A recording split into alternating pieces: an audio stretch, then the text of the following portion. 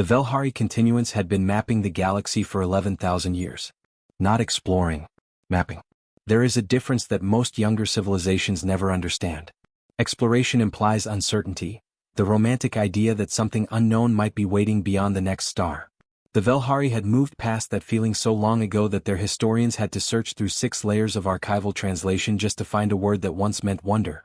They had found it, catalogued it, and filed it under extinct emotional states, pre-unification era. Mapping, on the other hand, was precise. Mapping was the act of confirming what you already knew to be true and adding the coordinates to the Grand Continuance Registry, a living document so large that it had its own gravitational signature. Every star system. Every debris field. Every dead world. Every sleeping giant of a gas planet with its moons counted, named, measured, and ranked by resource potential. The registry did not miss things. The registry had never missed anything. Senior cartographer Thessaly Vorn sat in her observation cradle aboard the Undying Meridian, a Velhari deep survey vessel roughly the size of a small moon, and stared at the signal repeating on her secondary console with the quiet intensity of someone who had just watched arithmetic fail in front of her eyes. The signal was coming from grid reference 7 Tau 19. Grid reference 7 Tau 19 was listed in the registry as an unremarkable trinary star system with 2 cold rocky planets, 1 ice giant, a scattered asteroid belt, and absolutely zero civilizational potential. It had been logged 4,200 years ago by the survey ship Pale Reckoning and rated Class 0, meaning nothing of interest would ever emerge there. But something was transmitting from it. Not a natural phenomenon. Natural phenomena did not transmit in structured pulses. Natural phenomena did not use a frequency band that the Velhari themselves had only developed access to 800 years ago. And natural phenomena. This was the part that made Thessaly's secondary circulatory organ squeeze tight in a way she hadn't felt since her first deep space posting. Natural phenomena did not include what appeared to be a greeting.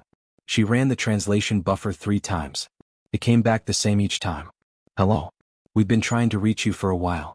We weren't sure what frequency you were using, so we tried all of them. This is working, great. If not, well, we'll keep trying.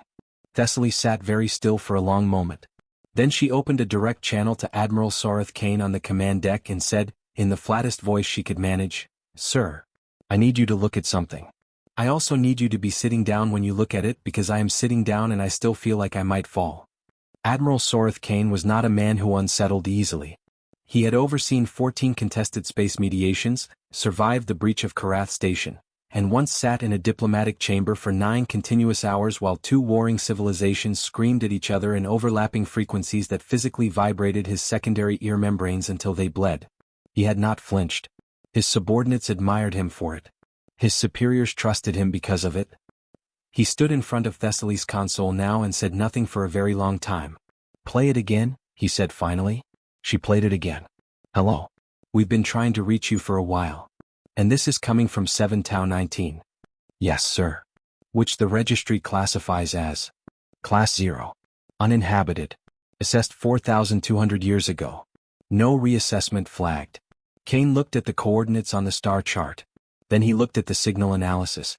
Then he looked at the registry entry that Thessaly had pulled up alongside it, the dry, ancient notation from the Pale Reckoning survey, with its neat little 0 classification and its timestamp so old it predated half the current Velhari administrative districts. Could the Pale Reckoning have made an error? He asked. Thessaly had already thought about this. She had thought about it in the 40 seconds between first receiving the signal and calling Kane, and she had thought about it in the 4 minutes since, and the answer was the same each time. The Pale Reckoning used standard deep survey protocols, she said carefully. Those protocols check for electromagnetic activity, chemical biosignatures, gravitational anomalies, and spectral analysis of atmospheric composition. If they classified it as Class 0, then at the time of assessment, it was Class 0. At the time of assessment, Kane repeated. 4,200 years ago. Another silence. Kane's face had the look of a man doing mathematics that he didn't like the answer to. So in 4,000 years, he said slowly, something went from nothing, no life, no signal, no civilization potential, to the ability to transmit on a frequency that we only developed access to 800 years ago. That is one reading of the data, sir. What is the other reading? Thessaly hesitated. That the Pale Reckoning survey was wrong. That there was something there 4,000 years ago. Something that was already old enough to stay quiet. She paused. Something that was watching us survey them and chose not to say hello yet. Kane was quiet for a very long time after that. Then he said, "Get me intelligence. And get me the registry oversight board." "And Thessaly," he stopped. "Don't log this yet. Don't enter it into the registry until I say." It was the first time in Thessaly's career, in anyone's career as far as she knew, that an admiral had ever told a cartographer to delay a registry entry. The registry was sacred. The registry was always current. The registry did not wait. She nodded anyway. The undying meridian adjusted course for 7 Tau 19 at a cautious survey speed. Not a defensive approach, not a full tactical formation, but not a casual drift either. Kane had chosen the middle option because he was a man who lived in middle options, and because nothing about this situation yet told him which extreme was appropriate. What they found 6 days later was not what anyone expected. 7 Tau 19's third planet, previously logged as a cold rocky body with a thin carbon dioxide atmosphere and no liquid surface water, was blue. Not metaphorically blue. Literally, visually, almost aggressively blue from approach distance. Blue in the way that meant water. Blue in the way that meant atmosphere. Blue-white at the poles, green-brown at the land masses, swirled with white cloud systems moving in visible rotation patterns that told the atmospheric analysts on deck that this planet had weather. Real weather. The kind of weather that required a thick breathable atmosphere and an active hydrological cycle. "That planet has been terraformed," said junior analyst Peth, who was 22 years old and had the habit of saying exactly what she was thinking before she had time to consider whether she should. Nobody corrected her. Sensor Chief Dara Voss pulled up the atmospheric composition readings and read them aloud in a voice that was trying very hard to stay neutral. Nitrogen-oxygen mix, 78 and 21% respectively. Surface pressure approximately 1 standard. Liquid water confirmed. Vegetation signatures, significant. Thermal signatures consistent with large-scale settlement. Population estimate pending but preliminary readings suggest. She stopped. "Voss," Kane said. "Sir, I want to recheck this before I say it out loud." "Say it now and recheck it after." She looked at him. "Preliminary population estimate is between 9 and 12 billion. The command deck was completely silent.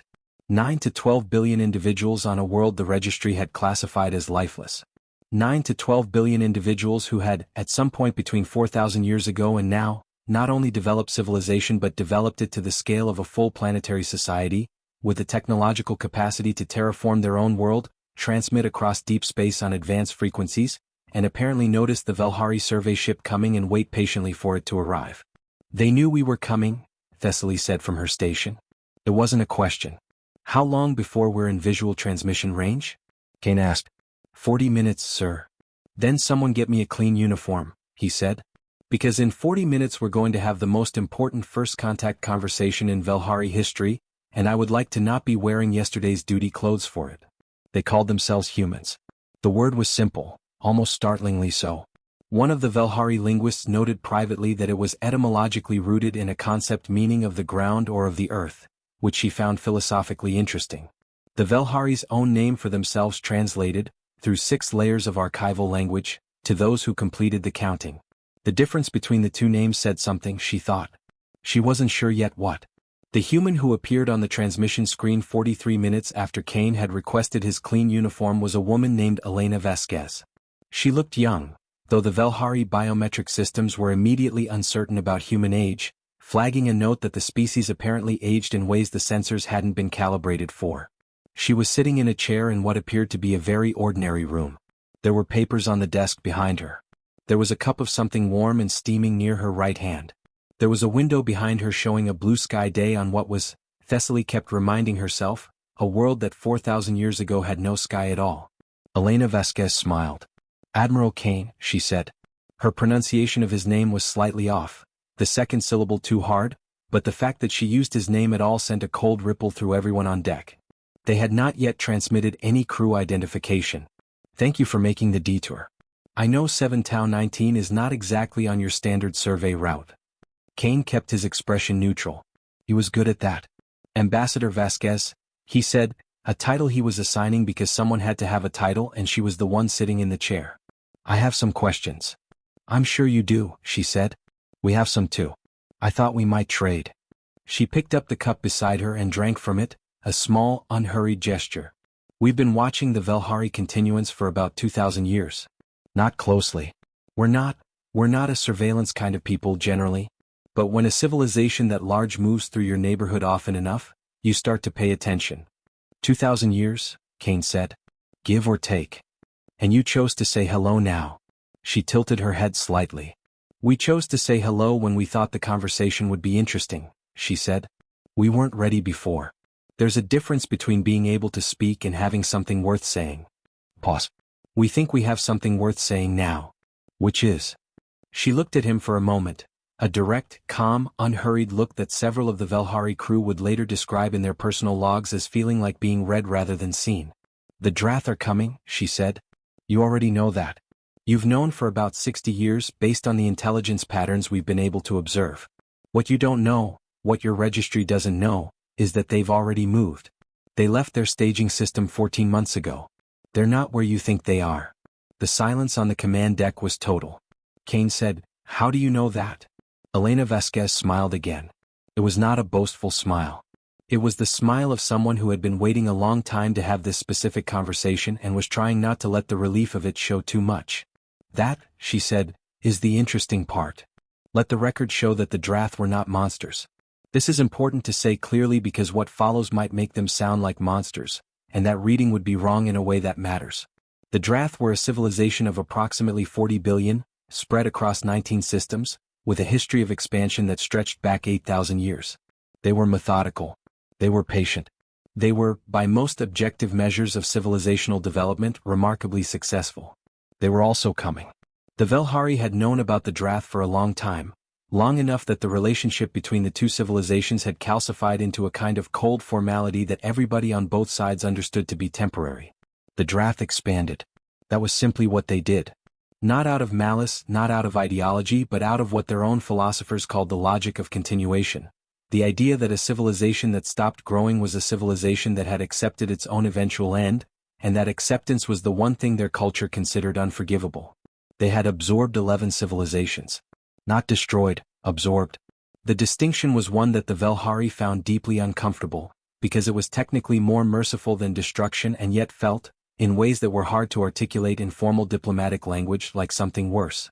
The Velhari had been preparing their defensive response for 60 years. Fleet positioning. Alliance negotiations with the 3 mid-tier civilizations in the contested buffer zone. Resource allocation.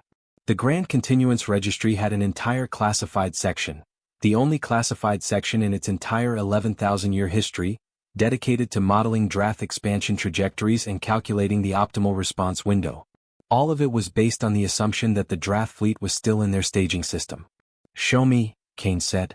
Elena Vasquez reached off-screen and returned with what appeared to be a physical object. A flat, dark rectangle that she held up to the transmission camera. On it, rendered in light, was a star map. Simple, human-made, not formatted for Velhari display systems, but readable.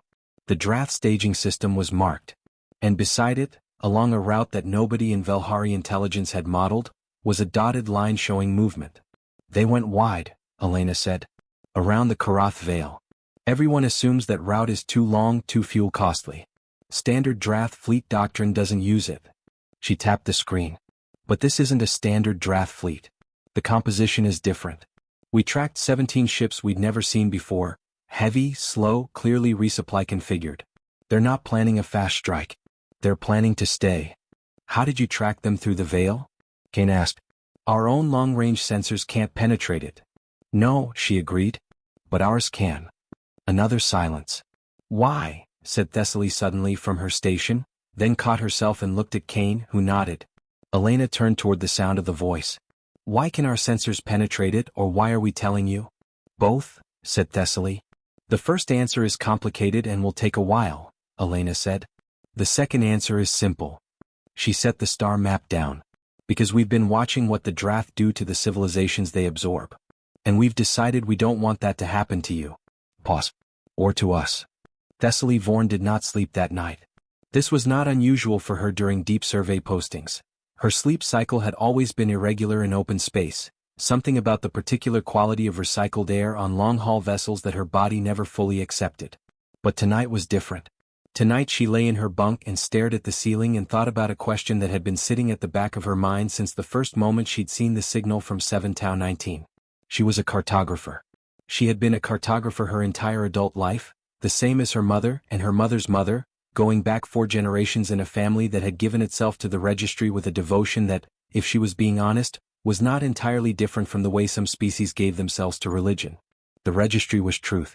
The registry was the accumulation of what the Velhari knew. And the Velhari had built 11,000 years of civilization on the bedrock confidence that what they knew was, more or less, complete. 7 Tau 19 was not in the registry. Not accurately. Not truly. The registry had a notation there, a dry 4,000-year-old observation that had been entered by a survey crew who had looked at that system and seen nothing because nothing was obvious. Because the thing living in that system had been quiet. Had chosen to be quiet. What else had been quiet? She pulled up the registry on her personal console, not the classified sections, not the tactical files, just the ordinary, open 11,000-year-old public registry that any Velhari citizen could access, and she looked at it differently than she had ever looked at it before. Not as a document of truth. As a document of observed truth. As a record not of what was, but of what had been noticed. The difference had never seemed important before tonight. She began running a search. Class 0 systems within a certain radius. Systems that had been surveyed once, classified as lifeless and never revisited. It took the search algorithm about 4 minutes to return results. There were 11,412 of them. She sat with that number for a long time. Then she got up, got dressed, and went to find Admiral Kane. Kane was awake. Of course he was. He was in the small observation room off the main corridor. A room that was technically a navigation backup station but that the crew used informally as a quiet space, because it had a direct viewport that looked out at real, unfiltered space, and sometimes people needed to look at actual darkness rather than a screen rendering of it. He was holding a cup of something, the same posture Thessaly noticed with a small internal jolt as Elena Vasquez earlier in the day. She filed that away and didn't say it out loud. 11,412, she said instead. Kane turned. He didn't ask what the number meant. He was too smart for that. Class 0 resurveys, he said. Systems surveyed once, classified lifeless, never revisited. Some of them 4, 5, 6,000 years old. Some of them older. She sat down across from him. We have been assuming that the registry is current because we update it when we find new information. But we only find new information when we go looking. And we stopped going back to places we had already classified. Because why would we? Kane said quietly. We already knew what was there. We knew what was there thousands of years ago. He was quiet for a moment. Outside the viewport, the stars were cold and fixed and gave nothing away. Are you suggesting, he said carefully, that there might be more of them? I'm suggesting that we built our entire strategic picture of this galaxy on data that is, in some cases, older than our current system of government. And we treated it as current. She paused. Elena Vasquez said they'd been watching us for 2,000 years. The Pale Reckoning survey was 4,000 years ago. That means for 2,000 years between the survey and the watching, they were there and we didn't know. And for 2,000 years after they started watching us, they were still there and we still didn't know. Because we didn't look. Because we didn't look. Kane drank from his cup. Set it down. Looked at the stars. The draft, he said slowly. If they're coming the way Vasquez says, if they're configured for permanent presence rather than a strike, they're not coming for a war. They're coming to stay. He paused. They wouldn't commit that kind of resource unless they thought they knew the complete picture. Unless they thought their intelligence was accurate. Thessaly saw it at the same moment he did. They're using old data, she said. They're using the same kind of data we've been using. Survey assessments. Intelligence profiles built on observations that are years, decades, maybe centuries old. He looked at her. The draft think they know exactly what they're walking into. They think they know every variable. Every civilization in this region, every resource, every potential obstacle. They don't know about the humans, Thessaly said. Nobody knew about the humans, Kane said. Including us. The second transmission with Elena Vasquez happened the following morning. Kane had prepared questions. Thessaly had prepared questions. The intelligence officer, a thin, precise woman named Coordinator Shanaveth, had prepared a list of questions so long that Thessaly had privately clocked it at 47 items and wondered how they would fit them all into a reasonable conversation. What none of them had prepared for was Elena Vasquez being the one to ask first. Before we go further, Elena said, I want to ask you something. And I want an honest answer, not a diplomatic one. She looked directly at the transmission camera in a way that felt, again, like being read. When you realized that the registry didn't have us, when you understood what that meant, what was the first thing you felt?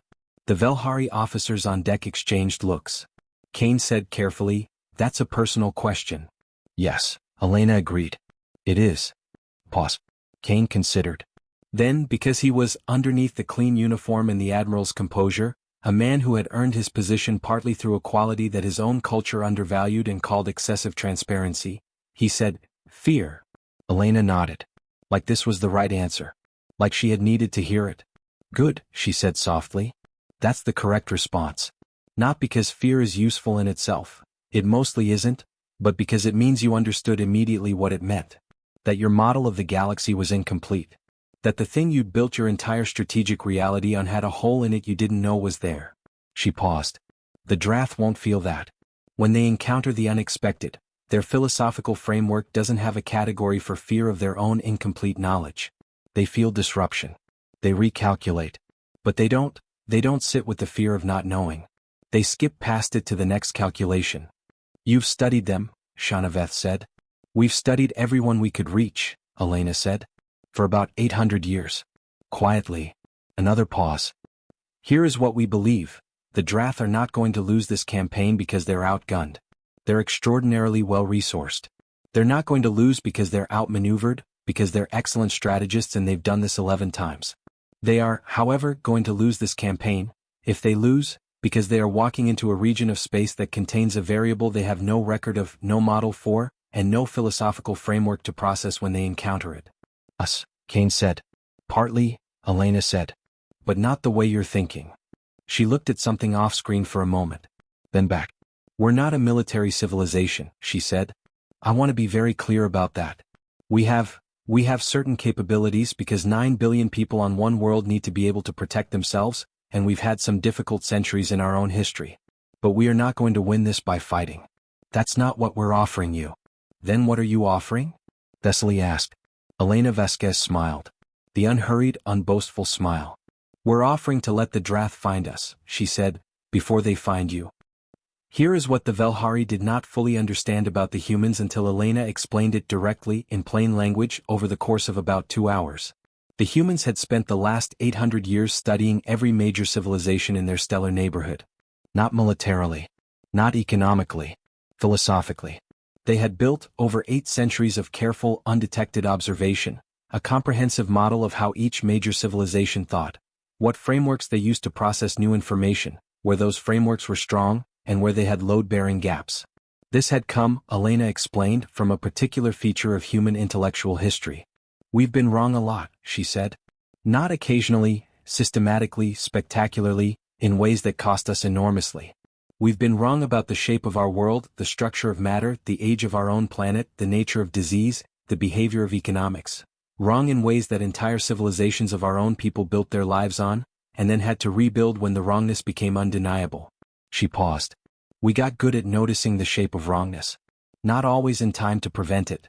But we developed an instinct, maybe, for finding the place where a system of thought is most confident and asking, what is this confidence built on?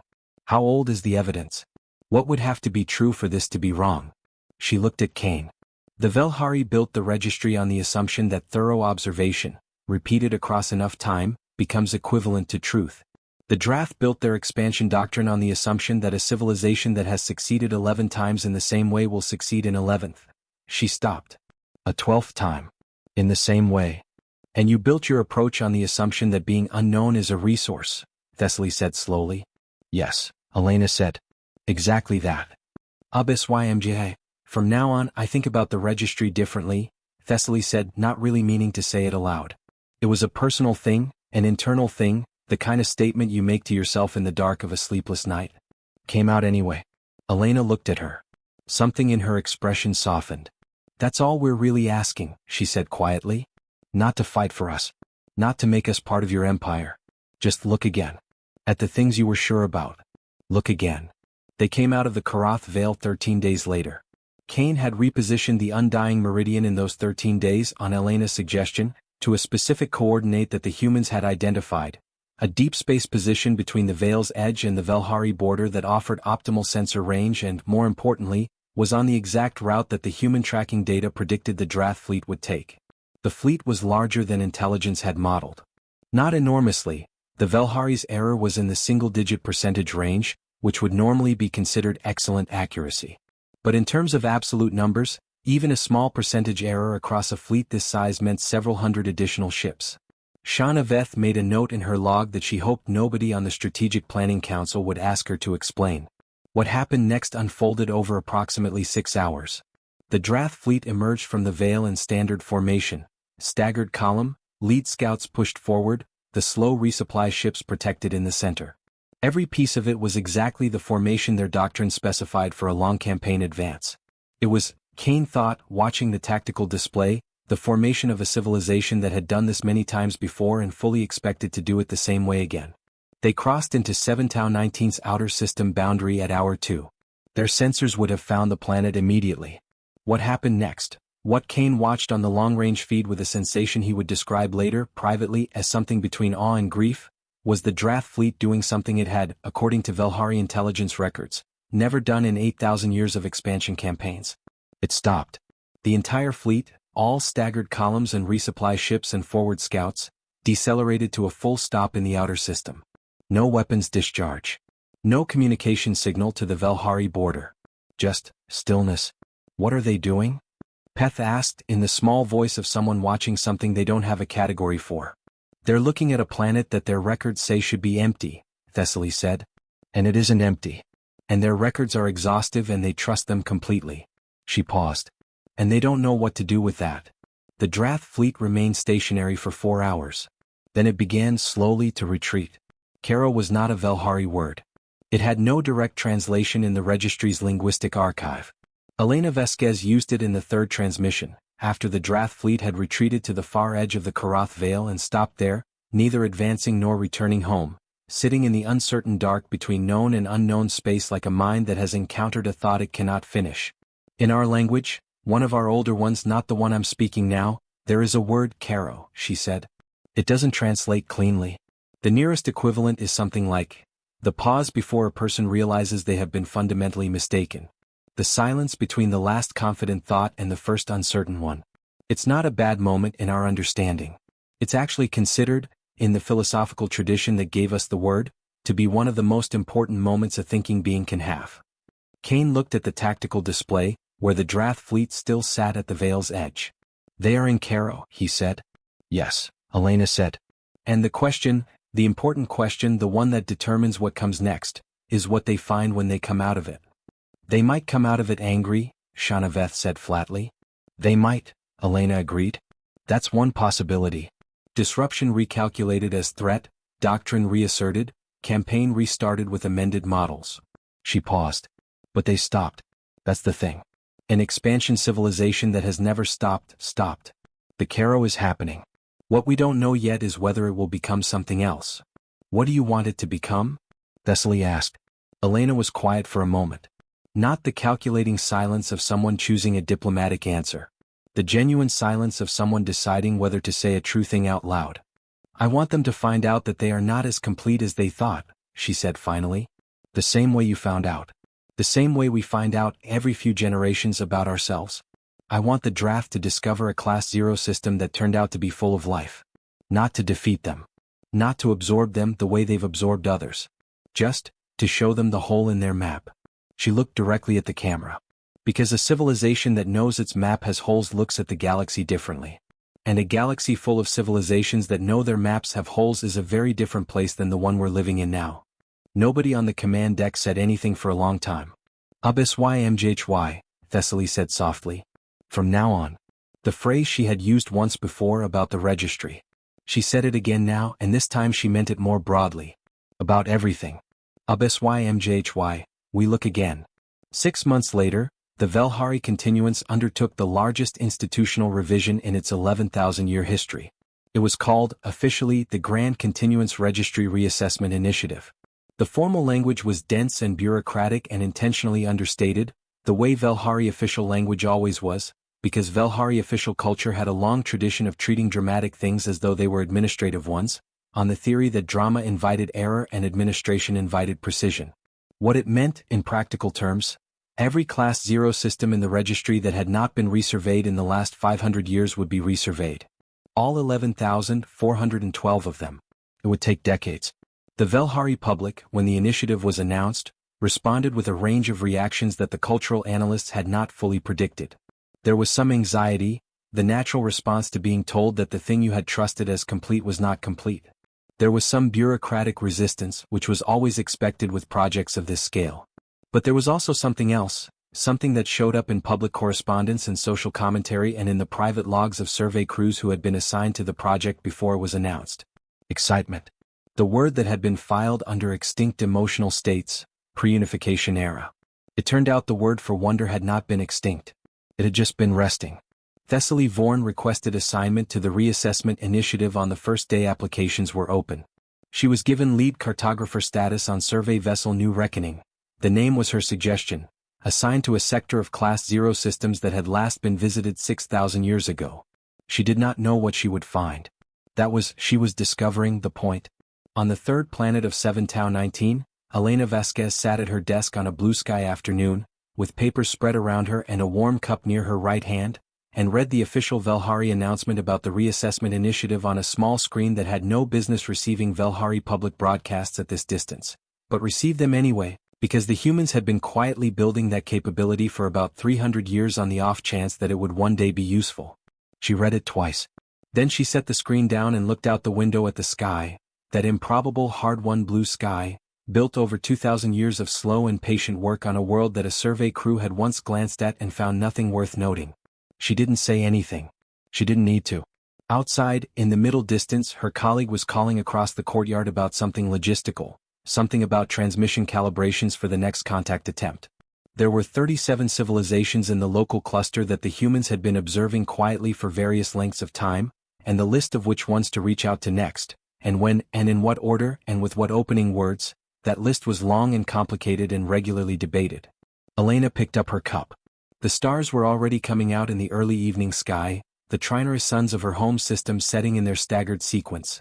First the yellow-white, then the orange, then the small red one that took longest to go, painting the atmosphere in colors that had no names in any language but their own. The galaxy was very large. The maps had holes in them. That was, she had always felt, the best possible thing to know. Indeed.